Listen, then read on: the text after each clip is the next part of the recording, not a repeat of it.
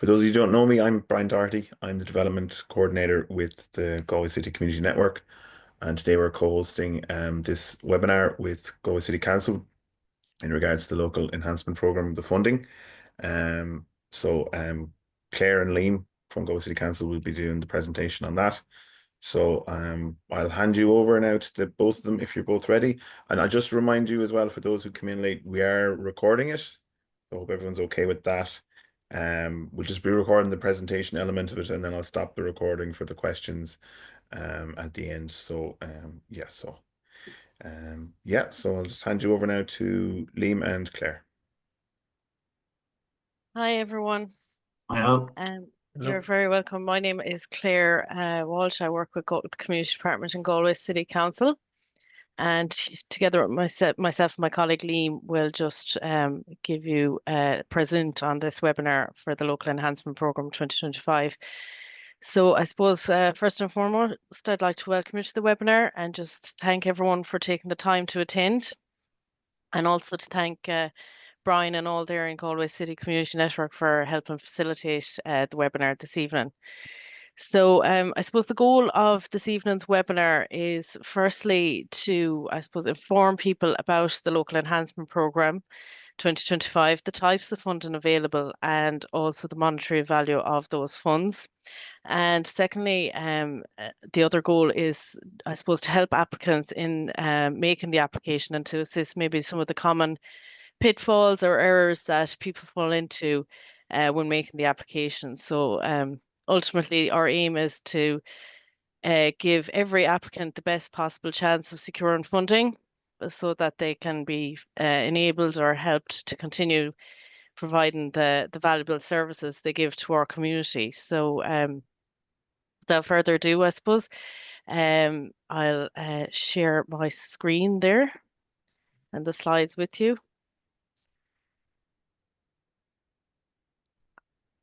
So you might just let me all know if you can see those.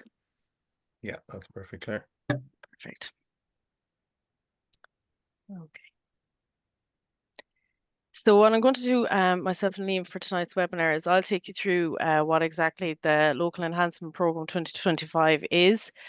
I'll talk through the types of funding and give you maybe examples of eligible items for funding, and also give you some examples of items that aren't eligible for funding. And then I might hand over to my colleague Liam, who will go through the online application process. And he'll just talk through some of the more specific programme requirements as well of the Local Enhancement Programme. We'll then have time for some questions and answers at the end. And just to let you know at the outset that if there's something that after the webinar you still have, a question on, you're seeking clarity on when you go to do the application, please don't hesitate to contact us here in the Community Department in Galway City Council. Drop us an email, pick up the phone. We're more than happy to help. And I suppose, like anything, it's better to do the clarifications at the start rather than halfway through or make an application that potentially might have an error in it. So, we're always there to assist. So don't be afraid to contact us. So, what is the Local Enhancement Programme? So essentially, the Local Enhancement Programme is a funding programme from the Department of Rural and Community Development. And it's administered here in the Galway City administrative boundary by the Galway City Local Community Development Committee. And what it aims to do is to support community groups and volunteer organisations in it's targeted at the disadvantaged areas of the city. And it's available then for community and voluntary groups. So what they have given, pardon me, to Galway City Council, what they have allocated is two streams of funding: capital funding and current funding. And we've been allocated here in Galway City €114,363 in capital funding, and €20,241 in current funding.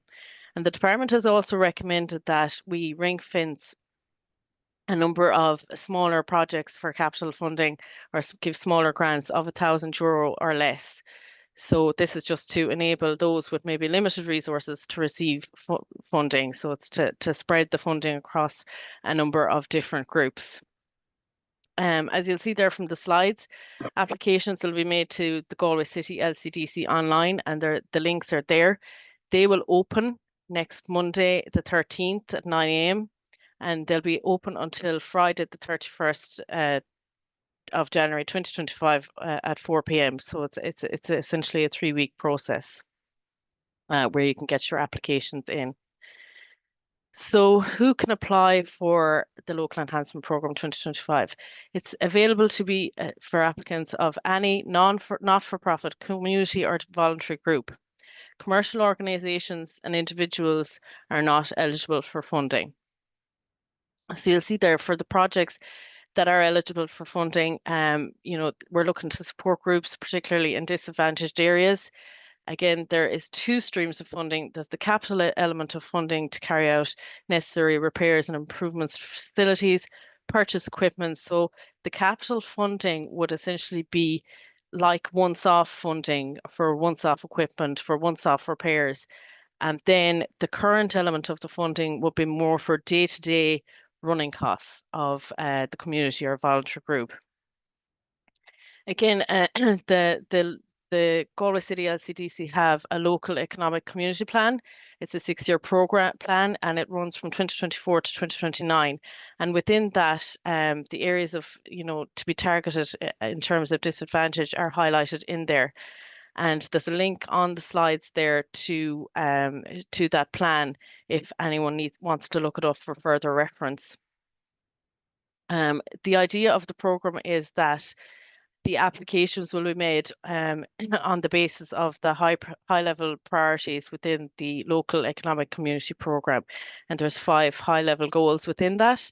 And again, if someone is making an application and they want to reference it back to one of those high level goals, you can go onto the link there on the webinar slides, and you will get the local economic community plan. So again, as I said previously, the capital funding eligible, it's for more once-off funding. And again, there's some examples here on this slide of the types of eligible funding. So just to note it from the outset, the maximum grant provided for a capital funding grant will be €10,000. So it's important for applicants to be mindful of that when making an application. And I'll reference this as I go through some of the examples as well. So the first one you can see there from the slides is, if there was a particular development or a renovation of a community centre, again, given that the max grant will be €10,000, we're not probably going to be able to fund a big extension. But if there is some renovation works to be done that could come under the €10,000, an application of that sort would certainly be welcome. It may be such a thing as replacing doors or windows, or maybe there's a floor surface in a community centre that needs to be repaired. Again, that would be eligible for capital funding. Another element would be, or item would be accessibility improvements. So again, if there was perhaps a building or a facility which may perhaps need a ramp or need a railing to improve accessibility for those with mobility issues, that might be an example of a type of capital funding which would be eligible under the local enhancement programme. Community amenities then is something that would, again, go back to the local economic community plan, would be welcome. The development of youth clubs or facilities. So this might be purchasing equipment to set up a youth club or facility, or to develop it. The development of sports or recreation facilities. It might be the purchase of goalposts or sports equipment for particular facilities within the city. Improvements to town parks or common areas and spaces. Perhaps this might be, the provision of benches or seating areas. Improvements again. There's another element in there about improving biodiversity. Maybe it's the creation of a part of a garden or something within a community garden. Public realm improvements. This might be just again in terms of improving facilities within the area, such as hanging baskets or in a particular area or park benches. Streetscaping could be improving facilities in an area, pardon me, to make it more accessible or something.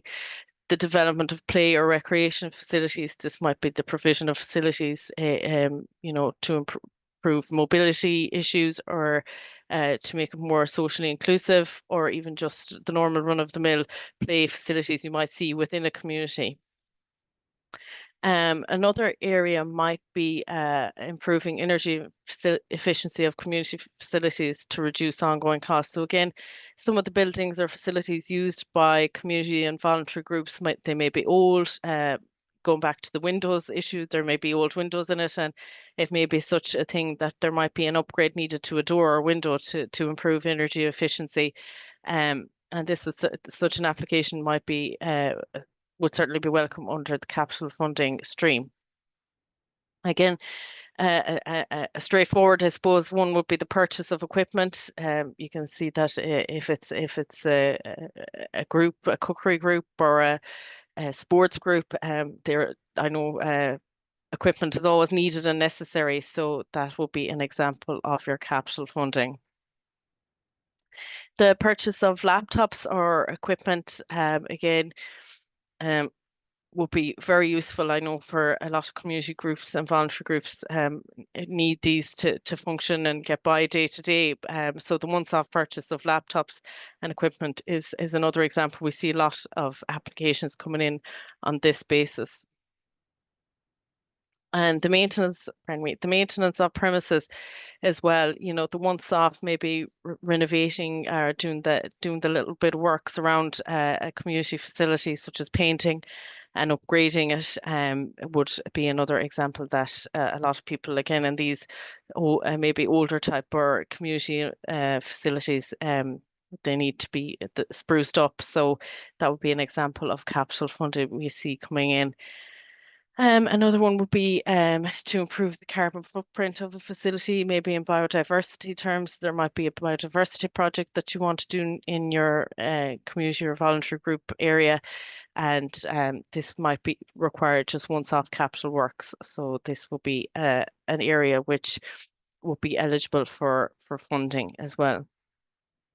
And it's important to note as well, just when talking about capital funding, if you've applied previously, for example, last year and you got the grant for, let's say, a laptop, you wouldn't be given, you wouldn't be successful in applying for a laptop again this year. So we're kind of looking to come up with new projects or new capital, I suppose, items that community and voluntary groups would need. So it's important to remember that as well.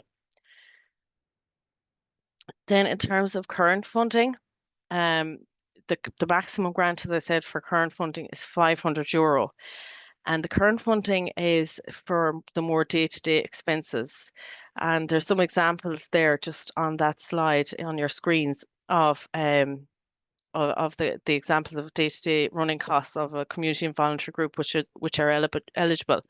So you've got your energy costs, your electricity, refuse, heating charges, again, simple examples of the day-to-day running of a community or voluntary group.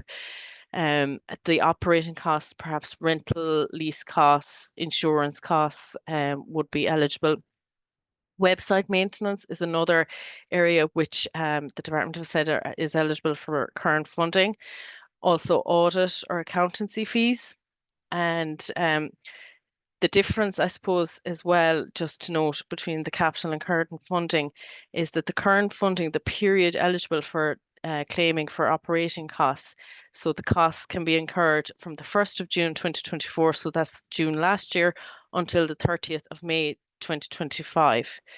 Whereas, just to note, in the capital funding, any costs incurred before you receive the letter of approval. So the letter of approval will probably be coming if you're approved for your grant in May. Anything that's purchased before that won't be eligible. So as soon as you get your letter of approval, then you can proceed with your capital works. So it's important to note the different timelines for for claiming for the capital incurred in funding, as in when the costs are incurred. So just to note then, just what is not eligible for funding. So any project not in keeping with the ethos of the program. So it really has to be, you know, something that links back really to the goals in the local economic community program. Again, employment costs wouldn't be covered, legal fees, any project management fees, the purchase of lands or buildings aren't covered for funding. Any feasibility studies wouldn't be covered under the funding schemes of the local enhancement program. No private or commercial operations. Again, it's very much a community voluntary basis on which the funding is granted.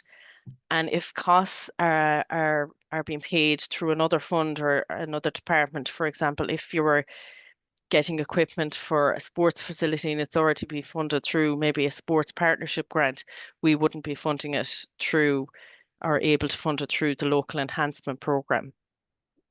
So with that being said, I think I'll just hand over to my colleague Liam, who might talk you through the online application and the program requirements in further detail. Yeah, no problem, Claire. Evening, everyone. So I'll briefly just go through the online application, some of the program requirements, and just some key points, I suppose, to take home then before you start your applications next week. So as Claire already said, the online application will open on Monday, the 13th from 9 o'clock, and it's open until Friday, the 31st at 4 p.m. So there's over 3 weeks to make an application. If some of you applied last year for the local enhancement program 2024, the capital application is pretty much the same, just one or two small changes. So from the slide there, the online application form, it's detailed and designed from the department to ensure that it has all the necessary information required to be evaluated. So when you're making your application, please ensure that you complete it in full and that any documentation in support is submitted. So that will be quotes for every application. For some applications, it may be consent from the property owner that you have the consent to do some minor works. It could be planning permission in some cases for smaller projects, and so on. So if quotes and the likes aren't submitted with applications, they won't meet all the criteria. So you need to submit everything and complete the application in full for it to be considered. So we have a copy of the guidelines and with terms and conditions are on our website. So I can drop the link to that in the chat afterwards. It's also on the slides as well. And we also have a list of the questions on each of the application for the capital and the current. So I would advise that you maybe have a look at them before you start your application next week. So you know what you need to get regarding quotes, you know what you need to put in for answers and so on. So it will be helpful to look at those in advance. Again, the application is open until Friday, the 31st of January at 4 o'clock online. We can't accept any late applications. That is the deadline. So there is notice given now. And then as Claire was saying earlier as well, don't hesitate at all to contact us in the office. There's myself, there's Claire, there's Chelsea, who a lot of you probably have been dealing with last year's grant, and there's Saoirse as well. So either drop us an email on that email address, or you can pick up the phone and ring the council and ask for us. Just some of the program requirements then. So as I was saying already, the quotations, so they're very important to submit so that we can assess your application in full. So you need to submit 3 estimates or quotes for all aspects of the project you're seeking funding for. So if they aren't submitted, we won't be able to assess your application in full and it won't be deemed to have met the criteria. For the current funding, the service and the utility bills, so the period there is, again, from the 1st of June 2024 to the 30th of May only. So they're the only bills and rental costs can only be considered for that period. The statutory consents, so you must have all necessary statutory permissions or consents obtained before any work commences, and you need to have them submitted as part of your application in writing as well. The governance, so each group, successful group, will receive funding only through EFT transfers. So for that, each group will have to be set up, if not done so already, with Galway City Council's finance team as a supplier for payment. And for that, you need to complete a form if you haven't been set up already, and submit group bank accounts. So it needs to be a group bank account or the organisation's bank account submitted. We can't pay public money or government money into a private or personal bank account. So I suppose this can give groups, I suppose, a bit of time to work on that, because as Claire already mentioned, the successful groups won't find out until May at the latest if their application has been successful or not.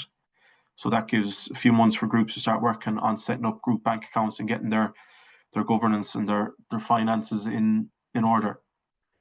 So the acknowledgement of funding. So for successful groups, again, we require some acknowledgement of funding, and for that it could be a simple, depending on the level of funding. If it's small scale funding, it could be a simple social media post on Facebook or Instagram, and just acknowledging the funding from the Department of Rural and Community Development, Galway City Council, or Galway City LCDC. It could be a little bit in like a newspaper, or if they do like a weekly newsletter or a monthly newsletter, there's something small just to acknowledge where the funding came from. And match funding. So this is not a requirement under this current programme. Just moving on then. So the evidence of expenditure. So to draw down funding, groups will be required to submit receipts and invoices marked paid for the vouched expenditure. So the amount that has been paid for all items purchased or works undertaken. And we will require bank statements to show proof of payment of these invoices. So they must be submitted when you're drawing down your funding. Any purchases made or works done must be in line with what you were approved for. So if a group applies for, I'll just say for easiness, 5 laptops, and then when they submit their invoices, it's for 5 chairs or tables, we won't be able to fund that, because all applications are approved by the department, and if there's any changes at all, you need to get written consent from Galway City Council, who has to ask the department through a change of scope process if you're changing what you're approved for. So it's very important that you don't go, if you're approved for the likes of laptops, but then in May and then in September you're purchasing tables and chairs, or you're painting rooms in a building, you need to get it in writing from us through change of scope before you do any works, because the department after approves any changes to what the grants were approved for. So for the operating costs, again, just to reiterate, the eligible period only is from the 1st of June 24 to the 30th of May 2025. And as per previous years and all our grants, the funding is issued in 2 installments. So the first 50% of the grant, so if you're allocated a grant of €1,000, you'll receive €500 of that once you return the acceptance of the offer. So that'll be in May or June time. And then the remaining 50%, or for example, €500, will be paid once all statutory paperwork is submitted once the project is complete. So that will require a Form B detailing the expenditure, a short report on the activity undertaken, including photos, receipts, invoices for all expenditure, and bank statements as proof of the expenditure as well. And we'll also be looking for photos, again, as proof for works done or items purchased. So the grant funding must be drawn down by the end of October. So everything must be done by then and submitted to Galway City Council to draw down your payments. Again, it's only applications online. For any queries, you can email the office there and we'll get back to you. And again, just to reiterate, late applications after the 31st of January won't be considered. So just moving on to some of the key points to take away. So again, the allowance, the allocation we got from the department, so the capital element is only 114,000 for Galway City and another 20,000 for current funding, which is quite small. So we have to put a cap on the maximum grant. So the maximum grant that any group, if successful, receive is 10,000, and this is fully depending on the amount of applications we get. So some groups might get 10,000, some groups mightn't. even get 5,000 or 6,000. Again, it all depends on how many groups apply. It's quite a small pot of money we've received for Galway City. The maximum current grant is €500. So the maximum anyone will receive under current funding will be €500. The successful groups will be notified by email with a letter of offer, which will detail what exactly the grant is to be used towards. So as I was saying earlier, any variations from this will not be covered by the grant unless permission is sought and approved from Galway City Council beforehand, because we have to request a change of scope in grants from the department. So it's at their discretion whether they approve it or not. So you can't do anything until you get written consent from us to go ahead with any changes to what you're initially approved for.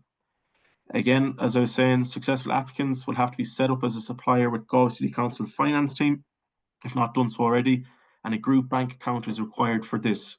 So all payments are done through EFT payments. Groups can't proceed with works or any purchases until they receive confirmation from Galway City Council of the outcome of their grant application. This will not be until late May 2025, until after the Minister's press release. And our hands are tied here. So this is coming from the department that we can't inform any groups of the outcome of their application until the Minister does a press release. So in May, late May, early June, you'll get an email. Successful groups will get an email with the letter of offer. And with that, you'll have to return an acceptance of the grant offer from us. So if the group are happy with the grant offer and the terms and conditions, they'll return a signed form to us, which must be signed by 2 members of the club. The applications have to be signed by 2 members of the club as well, or the group. Any invoices or expenditure submitted that predates the grant offer won't be covered by the grant. So, for example, if we are processing payments and invoices are coming in for February and March, the grant won't cover them because the offers won't be going out until May or June, and there's no contract in place between Galway City LCDC and the groups. So it's very important that no purchases or works happen in advance of being notified if your group is successful or not, because the grant won't cover it. Just moving on then. So as I was saying, the payments are released in 2 50% installments. So the first installment, once the grant offer is accepted in a Form A, acceptance of grant terms and conditions is returned to Galway City Council, and that will be in late May or June. The second installment is when the project is complete and a satisfactory paperwork is submitted to Galway City Council. And again, that includes a Form B detailing the expenditure. You must include invoices and receipts, bank statements, photos, and a written report on how the grant was used and the benefit it had to your club and the community. All invoices submitted that were paid online through in a bank account have to be paid using the group's bank account. We can't accept any invoices that are paid by an individual group members. Again, that's coming from the department, given that it's public money and it has to be accountable and subject to audit.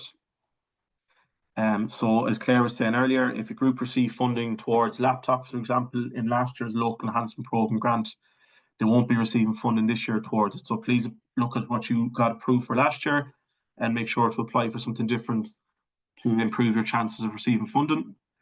And again, please ensure your group only applies for a level of funding that can be drawn down. So last year there was some underspends by groups because they weren't able to spend the money. So just ensure that to make it fair on every group, that you only apply for a level of funding that your club or your group that can spend. And again, just with the invoices, they have to all be legitimate invoices from legitimate suppliers and tradespeople. So again, there can't be any handwritten invoices or receipts submitted. They need to be legitimate with VAT numbers, dates, suppliers, and so on. Again, because all of these are sent to the department for their records as well. So they're all subject to government audit. And then just finally, just again to reiterate, the online applications go live on Monday, the 13th of January, 9 o'clock. The links are on the slideshow here. They're also on our website. It'll be in the local papers from next week and all over our website and our social media pages. The deadline is Friday, the 31st of January, 2025 at 4 o'clock. Further information is on our website, so you can click that link, and I'll put the link in the chat anyway. So As I was saying, we have the guidelines up there for the grant, the terms and conditions, and also a list of questions that you need to apply for the current funding and the capital funding. So to have a look at those in advance of starting your application. And then just another small thing, groups can apply for both funding, so both current and capital as well. So thanks for listening. And if you have any questions then, myself and Claire, we'll try and answer them as best we can.